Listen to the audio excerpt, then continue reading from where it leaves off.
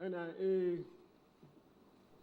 the young people associated with our organization, myself, volunteers working with NIA, we are committed to work with each and every Jamaican, regardless of politics, regardless of religious persuasion, regardless of age, regardless of town or country, in order to build a Jamaica of integrity and of prosperity out of the challenges that we now face.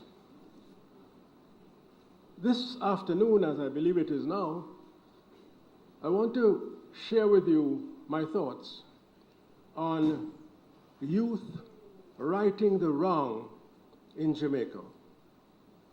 And I share these thoughts with you because I believe, as you do, as Sir Patrick has put it so well, that there is nothing wrong with Jamaica that cannot be fixed by what is right with Jamaica.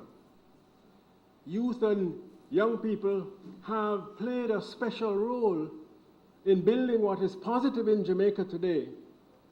Youth and young people have played a special role in the past in bringing that about, and in the future, which is already on us, you shall have to play a substantial role in making Jamaica the place that we would all wish it to be. And therefore I commend each and every one of you young leaders who are here, the prefects and the house captains and the leaders from the various institutions, communities. I commend you because you believe that your role is important in fixing what is wrong in Jamaica. But if we are to be honest with ourselves, and we have to start with ourselves, we have to recognize that there are many young people in NIA, amongst you here perhaps, who doubt, have a serious doubt, that the voice of the youth, or your voice in particular, is being heard. You doubt that you can make a difference, and there's good reason to have that doubt, because there's not enough attention being paid to what the young people have to say and to what the young people are doing, which is positive. When I took up the Sunday newspaper last Sunday, and I saw one example of this, the headline, "No to Politics." And when you read that story, it says that 55 out of every 100 young people in Jamaica, 55%, if an election were called now, they would not vote. I can understand that, even if I don't agree with it. But where I part company, even more significantly, is when I read the reasons why so many said they would not vote. It goes beyond the question of voting. What the young people said in this newspaper, and I hear it every day, I can't make a difference. What's the point of me talking out or speaking out or standing up, because I can't make a difference? My voice alone can't make a difference. And I want to say to you that it is not only Jamaican youth today who have that doubt, but many youths in days gone by also harbored that doubt, and in other countries as well. But for them, those young people, to have made their contribution, they had to overcome that doubt that they could make a difference, a doubt that many of you no doubt have. I go back 100 years. The young Marcus Garvey, age just 20, he had to overcome the doubt that he could make a difference when he first joined the printers in a strike for better life. And after that, in a world full of prejudice, a world full of discrimination against black people, he had to overcome the doubt that this youngster with primary school education only from St. Anne's Bay could make a difference in that world of discrimination and prejudice against black people. And because he overcame that doubt, history now presents us with the UNIA, the United Negro Improvement Association, started by young Garvey, 2 million members coming out of St. Anne's Bay, 2 million members across the Caribbean, across Africa, across the world, the largest organization of black people since or before, contributing immensely to conveying a sense of pride, self-respect and dignity, which was not there before. Garvey could not have done that if he kept that doubt within himself. Then there was a young woman that my mother told me about. My mother went to St. Simon's, a school in Kingston. And that young woman, Miss Lou, we know her as the Honorable Louise Bennett Coverley. And my mother told me that this young teenager at St. Simon's, who had no particular reason to feel that she could make a difference, she starts to overcome that doubt. She began reciting poems in what was then called patois. And you know the rest is history. Miss Lou, in overcoming the doubt about her own capacity, put not patois, but the Jamaican language on the map of the world, so that people come from far and wide to study this language, because it is not dialect, as some would say. It is not patois. The University of the West Indies scholars have established long ago that this is a language in its own right, with its own grammar, its own syntax. That young lady, overcoming her doubt that she could make a difference. Fast forward. It is Wolmer's High School. Is there anybody here from Wolmer's? No Wolmerian. A young man coming out of Wolmer's later in life, at age 29, had to overcome the doubt that somebody born in Boston, Jamaican, that his voice could make a difference when he became a member of the Legislative Council, the predecessor of the Senate, at age 29. And ultimately, Jamaica's 5th Prime Minister, Edward Seaga, who formed the Heart Trust, who developed the festival movement. Would that have happened had he continued to harbor the doubt that he could make a difference? Then there's a young man from Jamaica College. He was 28. He had to overcome the doubt that his voice could make a difference. His name was Michael Manley. How many of you know that when Michael Manley was to make his first public speech, his knees were knocking. He was trembling inside. To calm himself, young Manley had to drink almost a bottle of rum.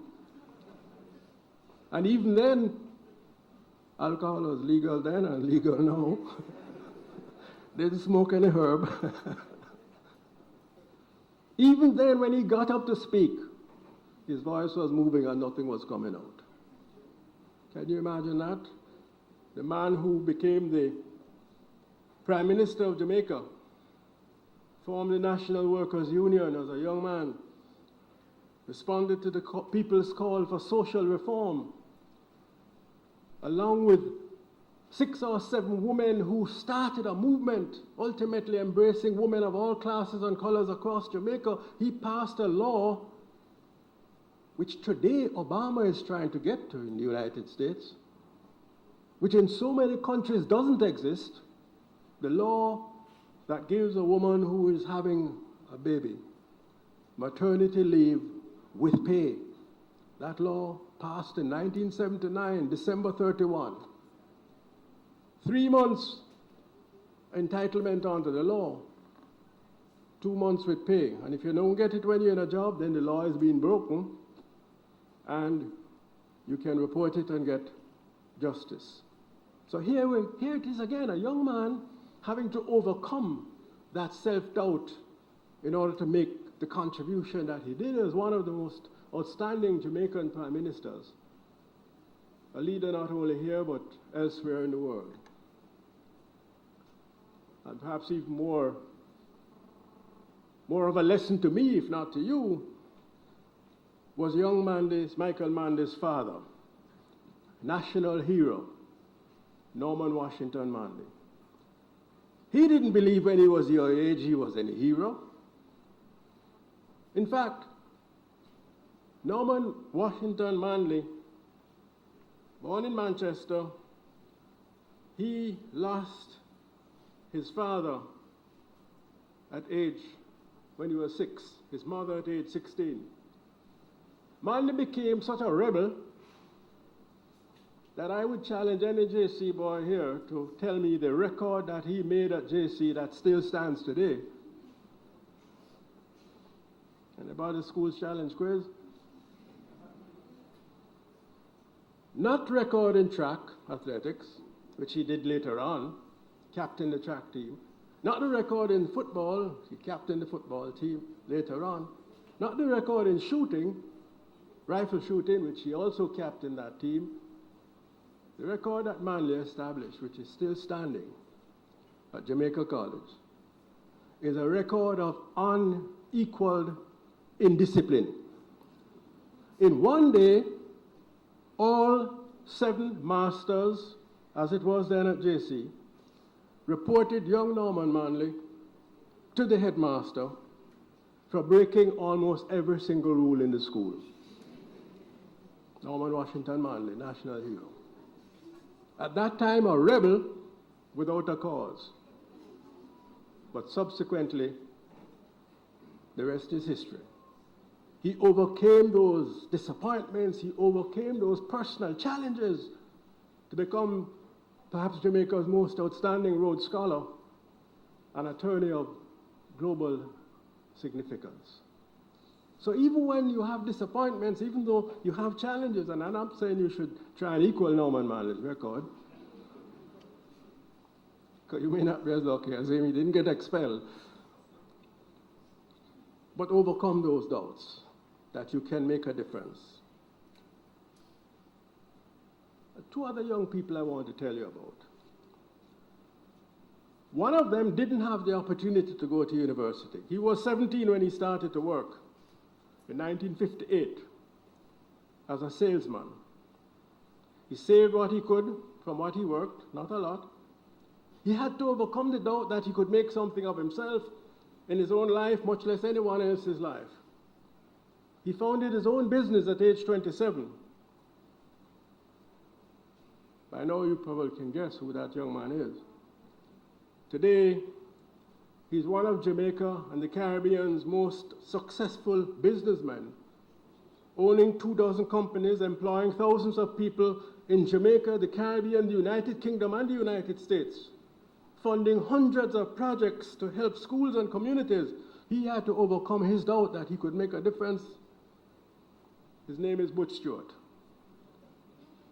founder of the Sandals chain. Right here in Portland, Port Antonio, another young man attended Titchfield between 1962 and 69. Are there any Titchfield persons here? Titchfield students? There's a Titchfield student, Costas. There's another one there. He started work at age 15, just down the road, as part of a landscaping team at Frenchman's Cove. Second summer job was working on the Jamaica Queen, a cruise ship, cleaning the engine room. Went to university, financing his first year, graduated at 23 in 1974. He too had to overcome his doubt that he could make a difference to become today one of the wealthiest persons in Jamaica and also in Canada. Talking about Michael Leachin. His net worth, by the way, in case those of you who are interested in dollars and cents, I'm not saying it should be, but perhaps it's natural in today's world, is, if anybody can guess, $2 billion US. That's 2,000 million, not 2 million. And so when I say to you that it is normal, it is natural, I had it, and all of you might have it, to feel that doubt. Even though you say, I believe, you have a doubt that whether your voice can make a difference. Look at Usain Bolt. We heard about him a little earlier on. Fast forward to the beginning of the 20th century. Usain Bolt, at his first outing of championships, didn't win one medal. Said to himself, boy, look like this is not my line. The first time at the World Championships, 2001, didn't qualify for any finals. And the rest, as you know, today, 100 meters world record, 200 meters world record, 4x100, his contribution. And so I say, let us acknowledge that doubt, that bucking our foot, falling down, is normal, but it is essential to overcome that doubt and to get up when you fall down. Not just Jamaica that young people have a doubt. Look at South Africa. The young people need to broaden your vision beyond our country. It's a global world. Young man by the name of Nelson Mandela. In the midst of absolute white minority rule and dictatorship for decades, young Mandela said, look, even though I don't think I'll be able to do it, let me see if I can make a difference. And he founded the African Youth League at age 28 that contributed to the global fight led by the people of South Africa against apartheid. And if he didn't overcome that doubt, perhaps apartheid, that dictatorship system, would still be today. And then you go across the world, Pakistan, a young woman, one might even say a young girl by the name of Malala. You heard of her? At age 17, last year she became the youngest Nobel Peace Prize winner ever from Pakistan. She had to overcome the doubt that she could make a difference. She lived in a part of Pakistan.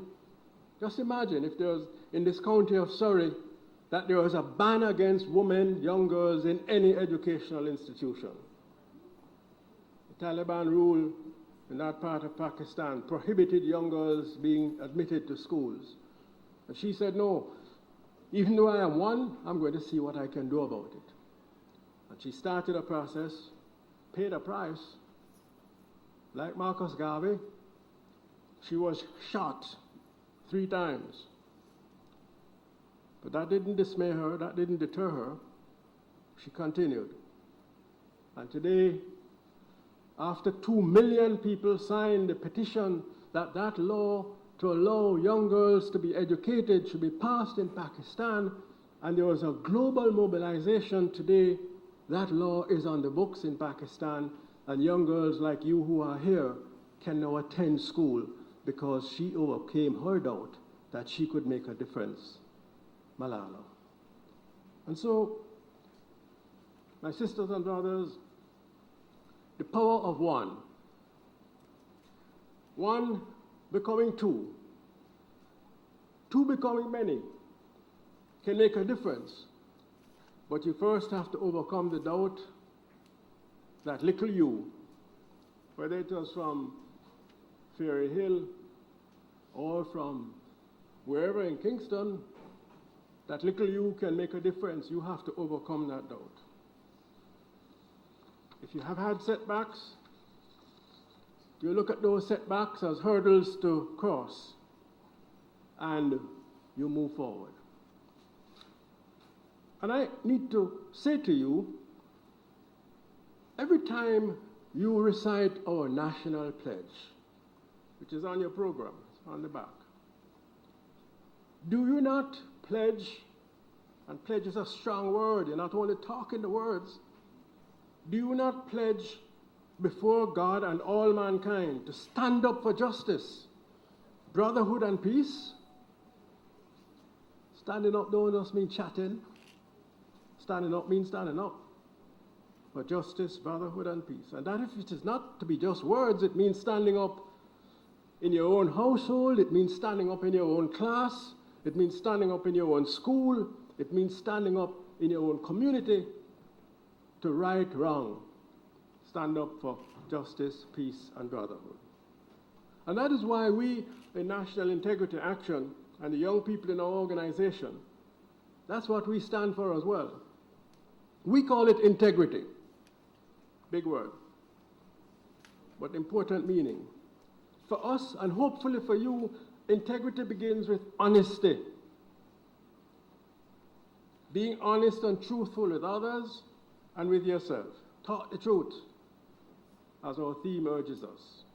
Integrity also means being fair and not behaving unfairly to one another. Integrity means being trustworthy and reliable.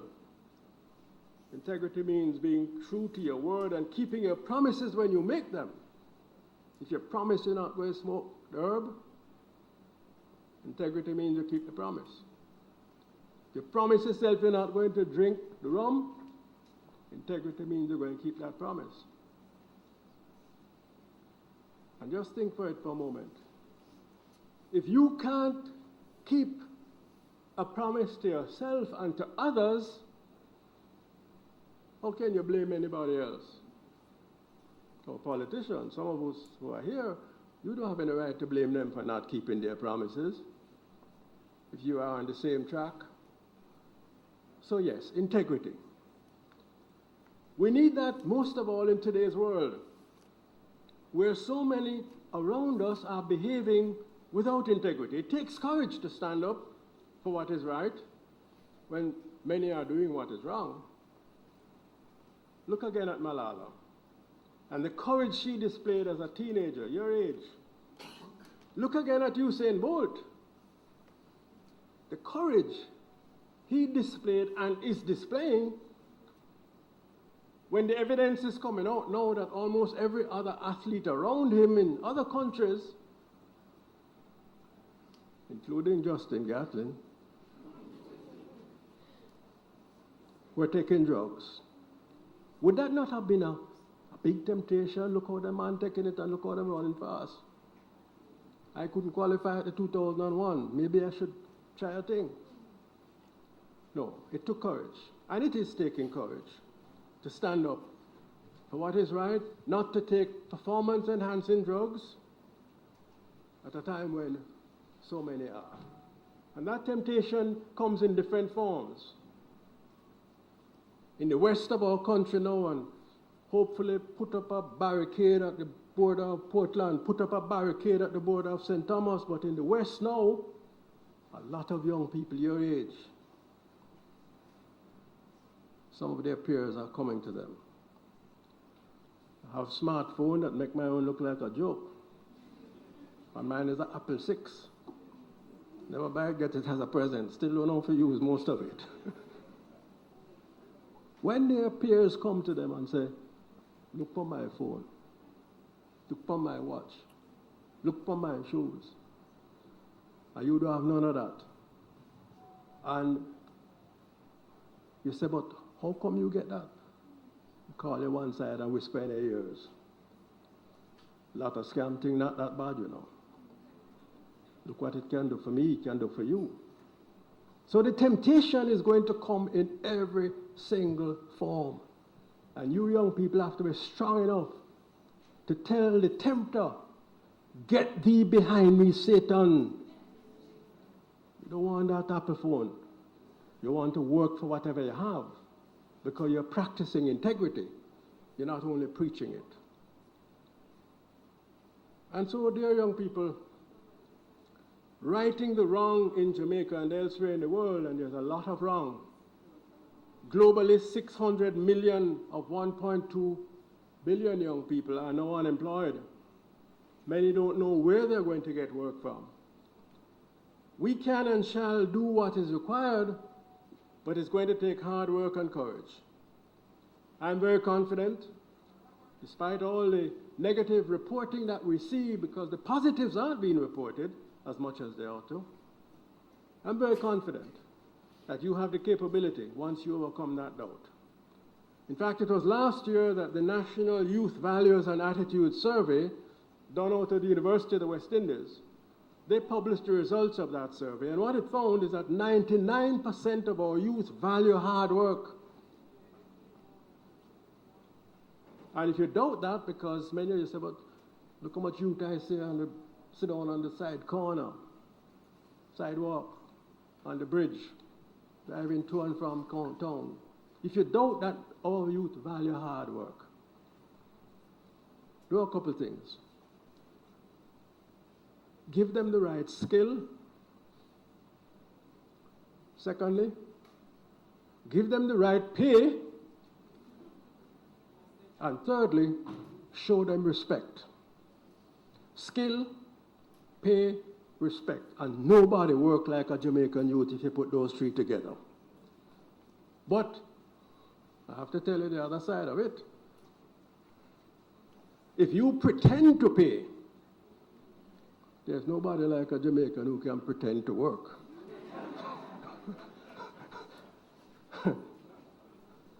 Please understand that. We are world beaters. But the people from the United States, Canada, England come every year. Right now at the schools in town to recruit the best of our young people to go to Harvard and Princeton and all of the other universities over there, to get our best nurses and teachers and doctors. Why? Because we're lazy, we don't have no skill? No. But because we have a capacity that is unequaled once those three things are in place. And so, I just want to encourage you. Courage and hard work. And when I say hard work, I mean hard work. No joke business. Again, I go back to that very good book which I urge each of you to read if you haven't read it yet. It's entitled Usain Bolt, My Story. It's a biography of Usain. And he's writing about his story. And you will see where Usain had to work hard and hard to get where he is today. This idea that is a natural foolishness. Read the book. He tells us, and I'm looking at page 241 of the book. You get it? He says, being 6'5" tall with size 13 feet is not good for a sprinter. I don't know how many of you inside have size 13 feet. I'm not even sure what that would look like. What Usain explains in the book, because of the height, 6'5", it takes time to get going. And starting is a problem. Because you can fall over yourself, you can trip over yourself and fall on your face. He tells us how much work it took to ensure that the first four strides are powerful. That you rise gradually, not suddenly. You rise gradually so that you become upright at 50 meters. Not before and not after. And you convert the long strides into an advantage by matching the stride frequency of the shorter sprinters. Usain continues, saying this because every time you see that to the world symbol, you see the finished product. You don't see what went into it to reach there. He continues, the key to the 200 meters. Anybody on the track team here? 1, 2, 3. The key to the 200 meters, listen to this, is concentrating on negotiating the corner correctly. He says, and these are his words, you can be the fastest man in the field and lose if you take the bend wrongly. End of quotes. How did Bolt overcome the tendency to take the bend wrongly, which is one of the reasons he didn't qualify at all in 2001? I put it in his words, and here I'm quoting. I had to practice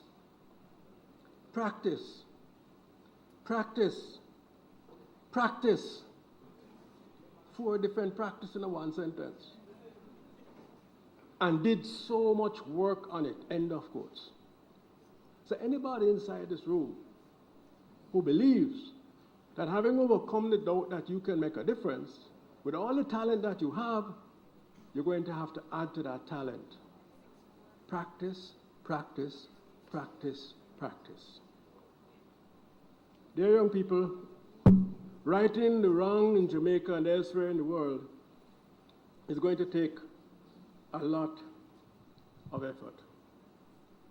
The survey to which I referred you earlier on found that 49, almost 50% of our young adults, despite almost 90% being extremely and very proud of being Jamaican, 49 to 50% would give up their citizenship to get opportunity elsewhere. That's what the survey found. The authors of the survey out of the University of the West Indies tell us that young people, and here I quote, do not believe that the current economy can provide effectively for their development. They believe greater investment is needed to create jobs, end of quotes. And that is true. Greater investment from those Jamaicans who have that capacity, from foreigners who have that capacity, greater investment to create more decent jobs. And that is one of the main wrongs that we have to right in Jamaica. How to make our country more hospitable to investment. I don't need to go far as to find out what is needed. Because the Global Competitiveness Report, every year that comes out, and that's what investors look at, to see how competitive your country is. The Global Competitiveness Report, which came out just a few weeks ago, 2015, 2016, tells us that two of the greatest problems for doing business in Jamaica, crime and corruption. So part of our job is to make sure that we can make our contribution to getting our country more peaceful and less corrupt. Otherwise, we're going to remain at where we are now, number 86 out of 140 countries. That means there are 85 countries ahead of Jamaica where somebody with money would find it more competitive, more productive to put their money there, to create decent jobs there, and not here, even Jamaicans. And so that has to be part of our mission. We don't belong at number 85 in anything. We are a people of talent, we belong in the top. The top 10% as we are now, when it comes to freedom of speech, we rank higher in the world than the United States, the United Kingdom, Germany, Britain, all of them, because we have developed a capacity to speak our mind. We need to do it more effectively to get what is wrong right, but we have greater freedom. Our independence of our judiciary, again, we rank in the top 25, 30% globally, judges. So we don't belong at number 85. Just a few days ago, the Doing Business report from the World Bank, Ease of Doing Business, came out, and it showed that we have made improvements, making it easier to do business. But there's a lot more that needs to be done. And this is why one of NIA's commitments, one of the formula that we are understanding and applying and ask you to understand and apply is exactly that. Less corruption, equal more investment, equal more jobs. That is what we have to be about, to get involved as young people. That is why we are doing our best on our own, but we are now asking Jamaicans of all walks of life, and young people in particular, to join us in that mission, to join NIA. We have our application forms here. And even if you don't join NIA, to build your clubs of integrity, a committee of integrity, or a club of integrity in every school, a committee or a club of integrity in every youth club, in every church, in every professional association, so that ultimately we build a social movement for integrity. Because without that, more corruption equal less investment, equal less jobs. And right now, it's 37% of young people who don't have decent jobs in our country. That is not going to be, we cannot allow that to continue. And so, sisters and brothers, young people from the county of Surrey, I ask you to practice, not just to preach, to practice the words of our national pledge, to stand up for justice, brotherhood and peace, to work diligently and creatively, to think generously and honestly, so that Jamaica, under God, increase in beauty, fellowship and prosperity, and play her part in advancing the welfare of the whole human race. Thank you very much.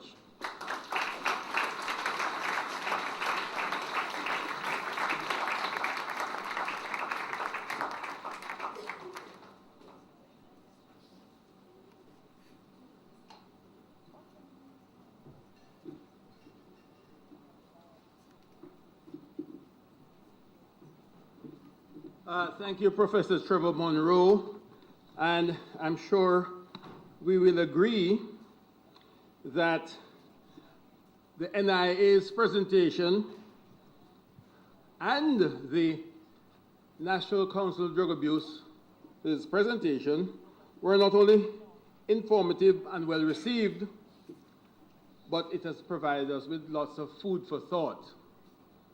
And speaking of food, it's lunchtime, but it's not here as yet. So what we're going to do in this brief moment is, one, ask Professor Munroe to field some questions. And I'm sure you have some very, very insightful questions. I'm sure they will be equally insightfully answered. So Professor, would you please?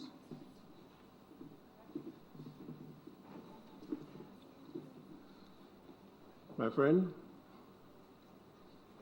can the mic, somebody carry the mic over?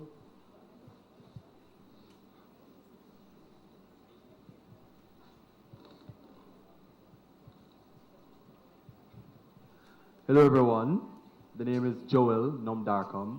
I'm a final year media student at the University of the West Indies.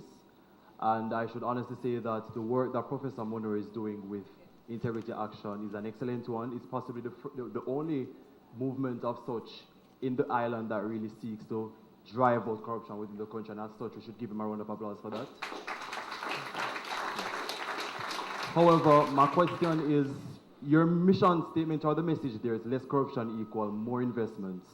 We have seen over the years where government officials have failed us, and as such we have never, I'm 21 and I'm not sure if ministers have been removed for not performing well. You know, we hear constant corruption going on. You know, some of them resign for a while and you see them come back. I can't mention of it, but I'll hold that back. But what strides are being taken by NIA to ensure that accountability and transparency is maintained within the government? Because we can't continue to trust these people who continue to corrupt. Corruption is there, but what is really happening to show that we are working towards not having corruption? So I'd like to know the strides being taken by NIA. I'd love to see some people get fired so we can actually be like a serious movement. So persons like myself who are interested in politics can actually move forward and become a part of it. Right now it's really looking bad, and as such, we're not interested, and we'd like to see that become restored. So what strides have been taken by NIA? Mm-hmm. Okay, I don't want to monopolize the time, so if there are any other questions, we can take one or two, and then we can respond, but thank you for that very much, very important question. Good afternoon, everyone. My name is Shanice Watson. I am the Governor General's Achievement Awardee for 2014, and I'm also the Managing Director for Young Scholars, Inc. So my question really is in regards to youth. I am also the organizer for a political club at UTEC, And when we initially started, 60% of them, they weren't interested at all in being affiliated with any political organization.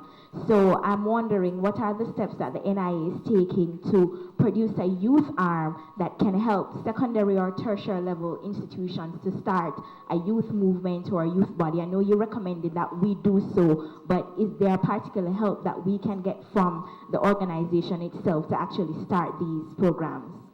Thank you. We start with that second question first. Can I commend you for what you just said, that you're actually forming a political club which is unaffiliated? It reminds me of the days at the University of the West Indies when I was a student. We had a club exactly of that name, political club.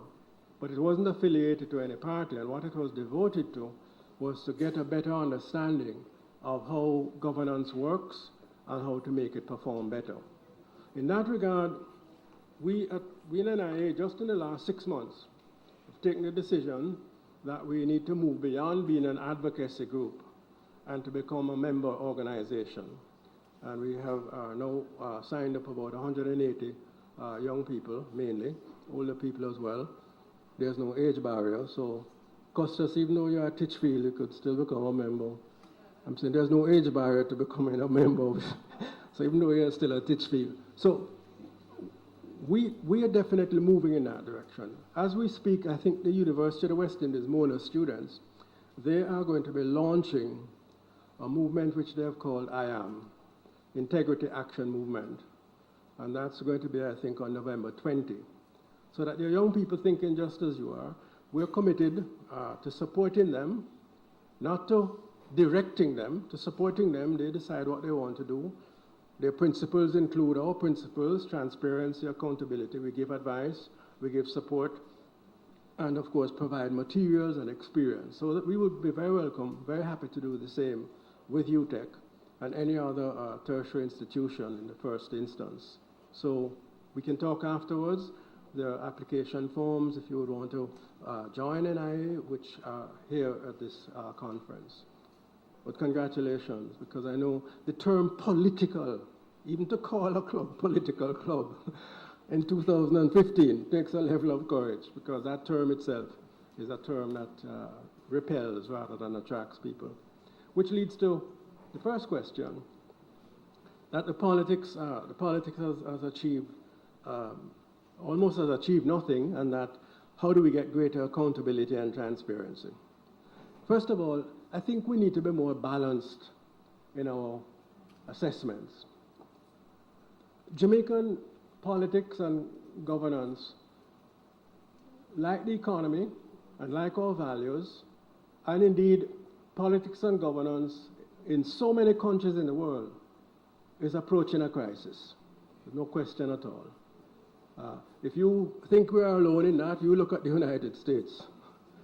You watch who they're putting up as Republican presidential candidates.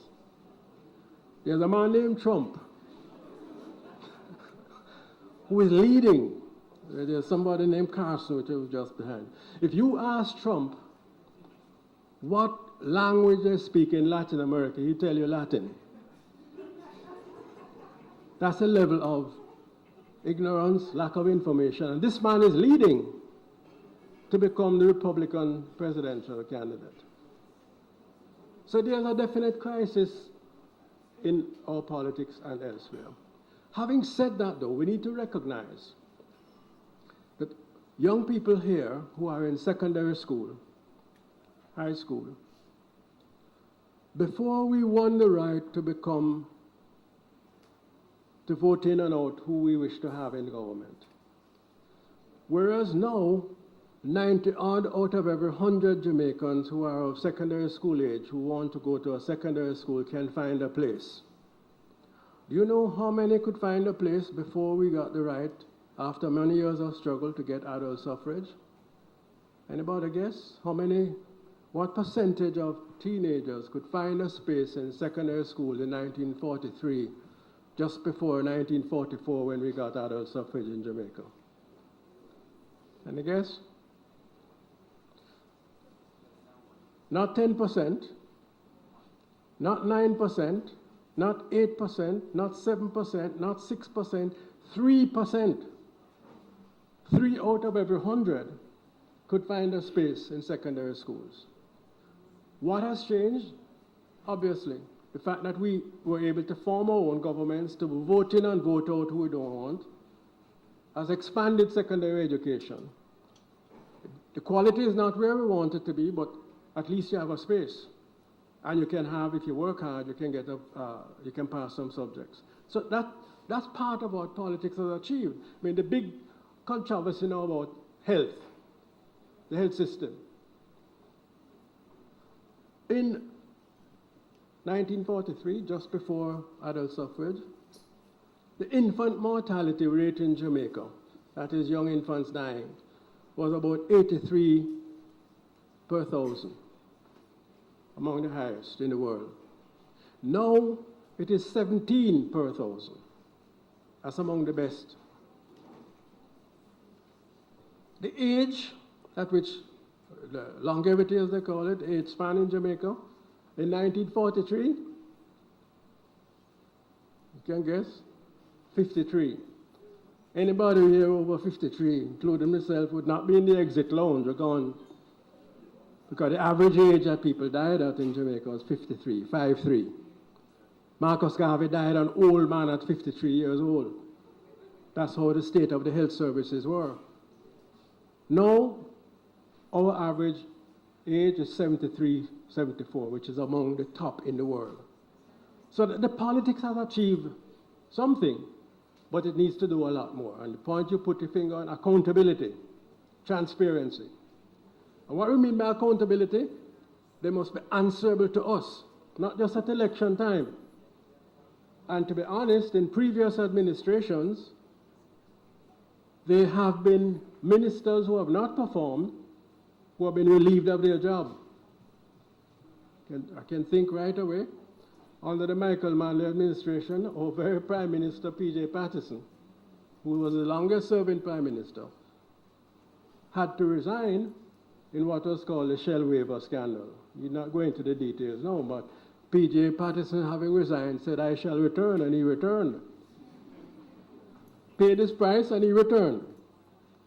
You come forward, again, under the Patterson administration, Minister of Housing, Easton Douglas, had to resign because of Operation Pride. It wasn't going the way it's supposed to go. He had to take account, he had to be held accountable.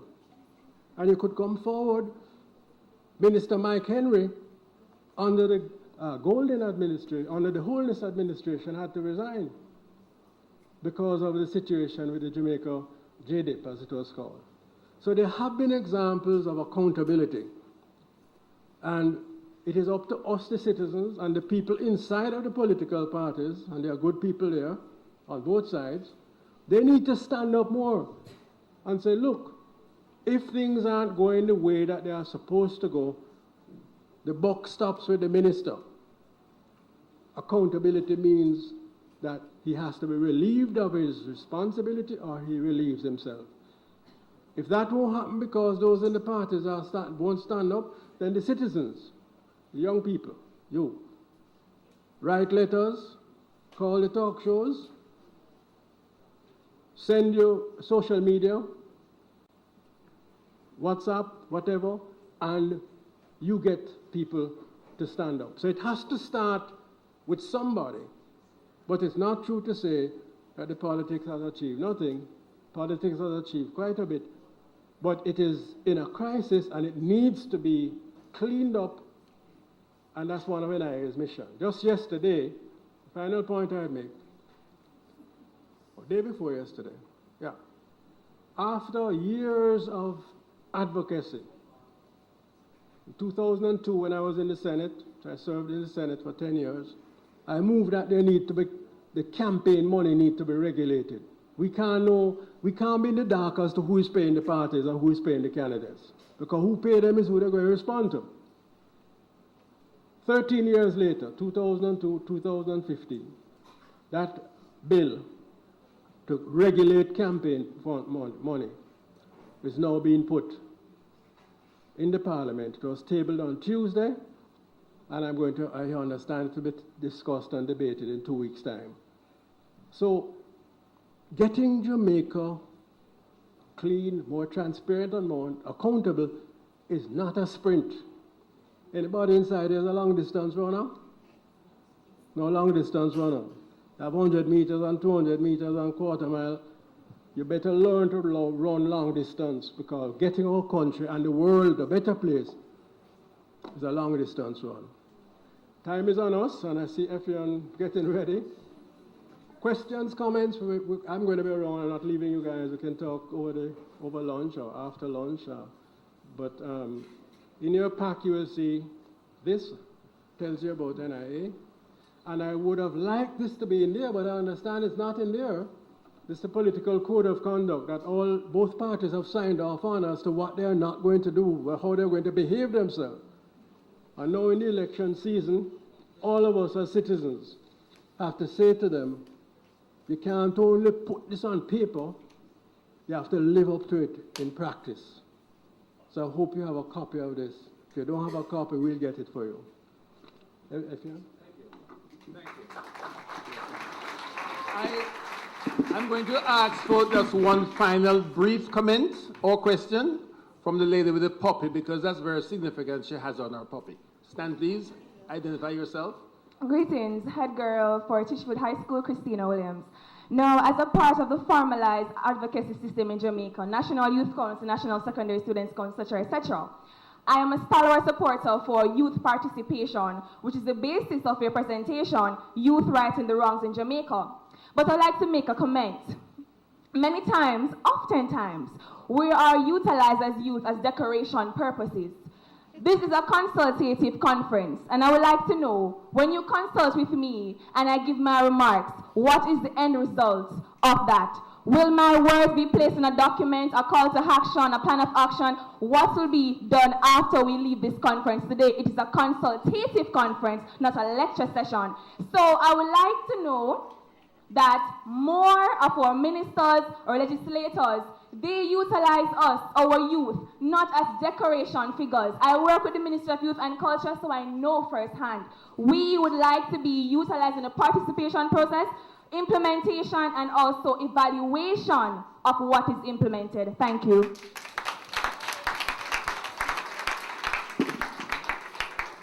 That's a very good comment and a good question, which I'm sure Effion will answer.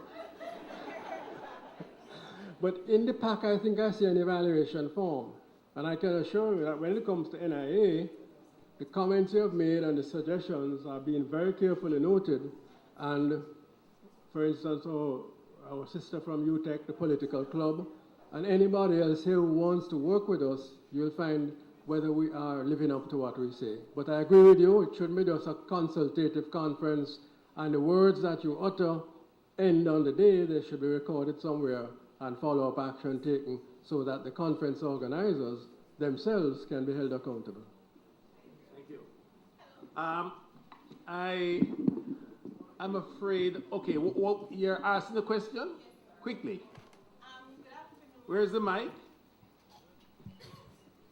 Good afternoon. My name is Tamika Smith, and I'm a teacher at Pentab High School. Is it fair to say that the National Integrity Action is failing in its mandate in terms of we make more policies than punishment that is given out? Is it a fair assumption to say that you guys are failing? There's room for more work. Absolutely.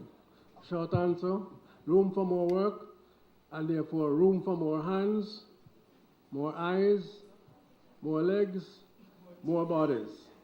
Application forms are in the back. I didn't get the name of the head girl in the school. Oh, it's Christina from Tishfield High, okay. And the other lady who just spoke or asked, I was distracted. Tamika Smith, Pentab High School. Where? Pentab High School. Pentab. Where's that? North Street. Okay. Tamika Williams? Smith. Okay, Mr. Gordon? Is it Mr. Gordon? In charge of the scouts from... Who's the scout? Who's the person who just said Mr. Gordon wanted to ask a question. Are you the scout leader, sir? No, sir. Are you the person who's wanted to ask a quick question? Okay. The mic, please.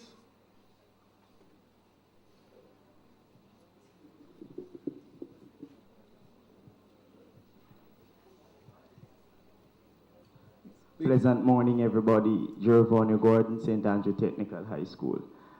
It's just a pity that you are in this. Well, you can sit, sir. You can sit. I heard you mentioned, and my partner here from Kingston spoke about transparency. And you said, how do we ensure that we have greater accountability and transparency? As a Cape Law student, Unit 1, it was brought to my knowledge and the public about the separations of power doctrine that was proposed by Aristotle and Montesquieu, and it targets the organs of state, sir. And that would be the judiciary, the legislative, and the executive. Sir, based on my reading, sir, I would want to believe firmly, sir, that our government system, sir, has overlapping functions, sir, and as such, with overlapping functions based on that doctrine, sir, there will never ever be transparency and accountability. But what I can say to you, sir, as a youth, is that if as a agency you can tackle the doctrine of separation and power to ensure that it is maintained within our parliament system, sir, then I can say we will see accountability and transparency.